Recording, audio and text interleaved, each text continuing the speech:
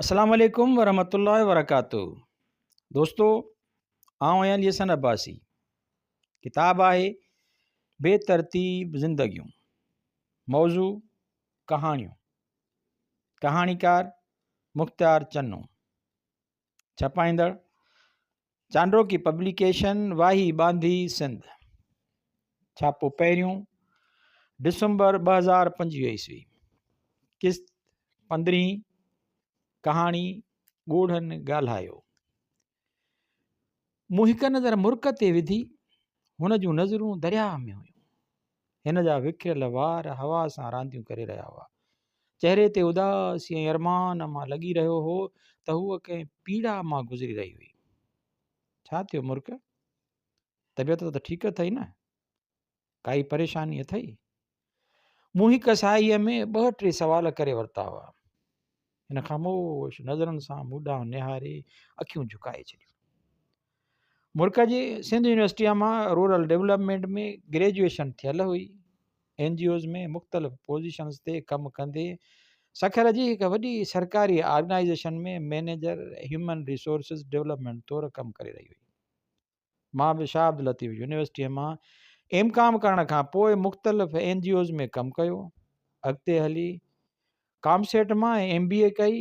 मां बि साॻी ऑर्गेनाइज़ेशन में programme officer, monitoring, evaluation and research जो कमु करे रहियो हुयुसि। असांजी कचहरी हिकु ट्रेनिंग सेशन में थी हुई। NGOs जी सॼी ॾींहं जी भॼ भॼां ऐं थकावट वारे पोरिये खां पोइ अक्सर शाम जो कॾहिं लबे मेराण, सतियुनि जे आस्थान, साध बेले, ख्वाजा ख़िज़िर जे आस्थाने ते वेंदा हुआसीं। असां कलाकनि जा कलाक सिंध ऐं सिंधी माण्हुनि जी ख़ुशहालीअ बाबति ॻाल्हियूं कंदा हुआसीं। मुल्क जो ख़्यालु हो त NGOs ज़रिए सिंधी माण्हुनि में तब्दीली आणे सघिजे थी, जंहिंसां मुंहिंजो इख़्तिलाफ़ु हूंदो बिना कंहिं नतीजे उथी ईंदा हुआसीं। मुल्क जी बर्तानिया जी यूनिवर्सिटीअ में PhD में दाख़िला थी ऐं बर्तानिया हली वई। मां लेक्चरार थी वियुसि। NGOs जी दुनिया खे अलविदा करे आयुसि। काफ़ी सालनि खां पोइ मुल्क राब्तो कयो हो। यादूं ताज़ियूं करण लाइ दरिया ते आया हुआसीं। मुल्क ॻाल्हायो, किथे आहे पंहिंजो सिंधु?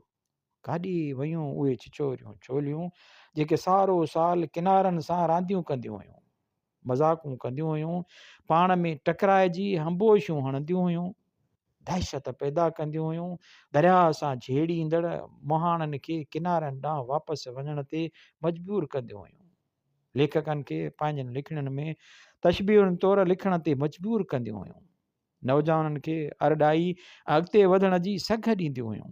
अखि खुटण ताईं पाणी पाणी हूंदो। हिन जी बाज सां सुख ऐं सलामती हूंदी हुई। यादि अथई न? ऊन्हारे जूं गरम शामूं लबे मेराण वटि दरिया जे किनारे गुज़ारींदा हुआसीं। कीअं न दरिया जी कुशादी छाती ख़ुशीअ विचां छोलियूं हणंदी हुई। ख़ासि करे सिंधुअ में सिज लहण जो मंज़र केतिरो दहशतनाक हूंदो हो। सारो दरिया रत जहिड़ो थी वेंदो हो। लैंसडाउन उॿाण की थी वेंदी हुई। हाणे त कुझु बि न आहे रहियो। शायदि तुंहिंजे मुंहिंजे सिंधुअ खे कंहिंजी नज़र लॻी वई आहे। मां कंहिं वक़्तु आसमान ते कंहिं वक़्तु दरिया में निहारींदो रहियुसि। दरिया जे पेट मां लट उॾामी रही हुई। किथां किथां पाणी नालियूं करे वही रहियो हो। किनारे ते मुहाणनि जूं सुकल ठूठ ॿेड़ियूं बीठल हुयूं। नंढा ॿार पाणीअ में तुड़गी रहिया हुआ। परियां मुहाणा दरिया खे उदासीअ मां ॾिसी रहिया हुआ। नीरे आसमान में पखी तरी रहिया हुआ। मां अंदरि ई अंदरि तड़पी रहियो हुयुसि।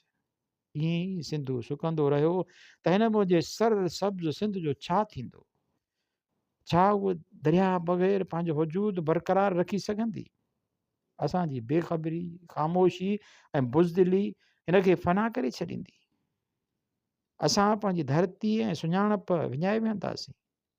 पोइ को तारीख़दान नारायण श्याम जा लफ़्ज़ लिखी सिंध जो खातो बंदि करे छॾींदो। अला ईअं मथे जो किताबनि में पढ़िजे, हुई सिंध ऐं सिंध वारनि जी ॿोली। मुल्क अञा ताईं जवाब जो इंतज़ारु करे रही हुयो। हुन जूं नज़रूं वर वर करे मुंहिंजे मथां बीहजी पे वयूं। मूंखे शुरूआति लाइ मुंड न मिली रहियो हो। मुर्ख उहो सभु कुझु पंहिंजी बेख़बरीअ जो नतीजो आहे। हूअं उहो फितरत जो उसूल आहे। जॾहिं धरती ऐं उनजे रहवासियुनि विच में विछोटियूं वधी वेंदियूं आहिनि, लातालकी थी वेंदी आहे, तॾहिं उतां जी ख़ूबसूरती आहिस्ते आहिस्ते ख़तमु थींदी वेंदी आहे। साम्राज जी कुवतूं पेरनि हेठां ज़मीन खिसकाए वेंदियूं आहिनि। मां पाण परेशान आहियां, मुंहिंजी सिंध जो छा थींदो। मुर्ख तमामु ज़हीन हुई। उहा बज़ाहिर मुंहिंजे जवाब मां मुतमइन थी ख़ामोश थी वई, पर अंदर में सिंध ऐं सिंधी माण्हुनि जी बका जी जंग लड़ी रही हुई। मां कंहिं वक़्तु मुर्ख त कंहिं वक़्तु सिंधूअ जे विशाल छातीअ में निहारे रहियो हुउसि, खोड़ सारियूं दुआऊं घुरी रहियो हुयुसि। ऐं मुंहिंजा अल्लाह अज़ोजल, तूं पूरी काइनात जो मालिक आहीं, सभु कुझु ॼाणंदड़ ऐं महिरबान आहीं। असीं बेशुक्रा ऐं गुनहगार आहियूं। तूं त रब्बुल आलमीन आहीं। तूं पंहिंजे लतीफ़ जो भरम रख, जंहिं कई साल अॻु तुंहिंजे हुज़ूर में हथ फैलाए इन ख़ूबसूरत ख़िते जे बका जी दुआ घुरी हुई। लुड़क मुंहिंजे अखियुनि जा बंद टोड़े सिंधूअ जे मेरांजड़े पाणीअ में मिली रहिया हुआ। मूंखे अहसासु ई न रहियो। मुर्ख पंहिंजे रहे जे पल सां मुंहिंजा ॻोढ़ा उघी रही हुई ऐं पाण बि रोई रही हुई। पोइ ओचितो मुर्की पई हुई। हिन जे अखियुनि में ॻोढ़ा ऐं चपनि ते मुर्क कुझु अजीब अजीब लॻी रहियो। मूं पंहिंजूं अखियूं बंदि करे छॾियूं। ॿाहिरि ॾिठो वञे त असां फ़र्दनि फ़र्दनि वाक़ा करे रहिया आहियूं, पर उहे असांजे मक़सद जी पूराए लाइ काफ़ी न आहिनि। जॾहिं असांजा मक़सद बि साॻिया आहिनि, अंज ईज़ा बि साॻिया आहिनि, पोइ गॾिजी छो नथा आवाज़ु उथारियूं। मूं आसमान ॾांहुं निहारियो। सिज आहिस्ते आहिस्ते पंहिंजी मंज़िल ॾांहुं वधी रहियो। पखी पखण पंहिंजी मंज़िल ॾांहुं उसण जा सांबाहा करे रहिया हुआ। किनारे ते बीठल अधु उघाड़ा मुहाणा ॿेड़ियुनि ॾांहुं हसरत मां निहारे रहिया हुआ। मां सोचे रहियो हुउसि, हाणे मेहार जी मयार जो छा थींदो? छा मेहार हिन सिंधूअ ते दाई थींदो? मुर्क जा सवाल मुंहिंजे अंदर में अजीब कशमकश पैदा करे रहिया हुआ। मां विखरंदो पियो वियुसि। वेझे मुस्तक़बिल में ईअं मुमकिन नज़र नथो अचे। असां मां क़ौमी सोच ख़तमु थी वई आहे। जंहिं असां में विछोटियूं पैदा कयूं आहिनि, असां हिक ॿिए जो मुंहुं ॾिसणु पसंदि नथा करियूं। असां जुनूनी ऐं खूनखार बणिजी विया आहियूं। मुर्क जे चहिरे ते आयल ख़ुशी मोकिलाए वई। हिन जूं सभु तदबीरूं तक़दीर अॻियां हाराइजी वियूं। हिन जे अखियुनि अॻियां सुकल सड़ियल सिंध लीलाए रही हुई। माण्हू मानीअ गभे लाइ परेशान डोड़ी रहिया हुआ। औरतूं अधु उघाड़ा ॿार आसमान ॾांहुं वाझाए रहिया हुआ। मौलवी मस्जिदुनि में ख़ुदा पाक जे अज़ाब जा दड़का ॾेई रहिया हुआ। मुर्ख दीवानगी वारी हालत में मूंखे हथ मां वठी दरिया ॾांहुं वधी। हर विख अञा बि अॻिते वधंदी रही। असांजा पेर सिंधूअ जे मेरांजड़े पाणीअ में पुसिजी रहिया हुआ। ॻाढ़ो गटूल सिज आसमान में टुॿी हणी रहियो। हिन पंहिंजा हथ मुंहिंजे हथनि में भिकूड़िया ऐं दरिया सां मुखातिब थी हुई। सिंध जी ख़ूबसूरत धरतीअ मुंहिंजी सुञाण शाह लतीफ़ मखदूम बिलाल ऐं दूल्हा दरिया ख़ान जी धरतीअ जा दरिया अॼु असां सिंध जे हलाली औलाद जी हैसियत में वचन था करियूं त तोखे सुकणु कोन ॾींदासीं। सिंध जी ख़ूबसूरतीअ खे ज़ाया थियणु न ॾींदासीं। तूं महान आहीं। तूं अमन ऐं सलामतीअ वारो आहीं।